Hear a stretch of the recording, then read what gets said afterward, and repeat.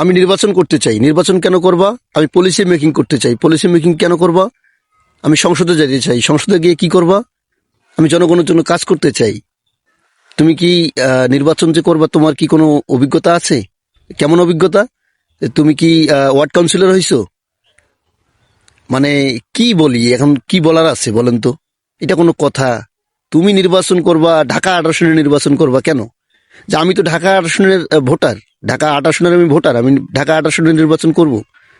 তুমি তো ward councillor হও নাই, তুমি কিভাবে নির্বাচন করবা? তাহলে মানে ওয়ার্ড কাউন্সিলর হইতে হবে আগে। ওয়ার্ড কাউন্সিলর আর হচ্ছে এমপির কাজ তো এক না। তাহলে মানে কি বলি, একজন মানে রাজনীতিবিদের ভাষা তার প্রতিদ্বন্দ্বী প্রার্থীর সঙ্গে এরকমটা হওয়া উচিত নাকি বলেন তো?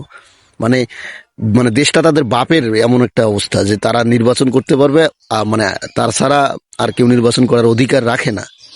তারা একজন মানে তারাই হচ্ছে যোগ্য প্রার্থী, তারাই যোগ্য, তারাই যোগ্যতা স্বয়ং সম্পূর্ণ, আর বাকি মানুষ যারা, তারা কেউই নির্বাচনের যোগ্য না। হ্যাঁ, তো তুমি বেটা নির্বাচন করবা, তুমি নির্বাচন করো।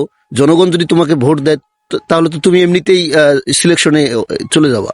হুম কিন্তু তুমি, তোমার যদি জনগণ যদি তোমার সাথে থাকে, জনগণ যদি তোমাকে ভোট দেয়, তাহলে তো এখানে কোনো বাধা নাই। তুমি আরেকজন প্রার্থীকে হেয় প্রতিপন্ন করে কথা বলবা, মানে হোয়াট ইজ দিস?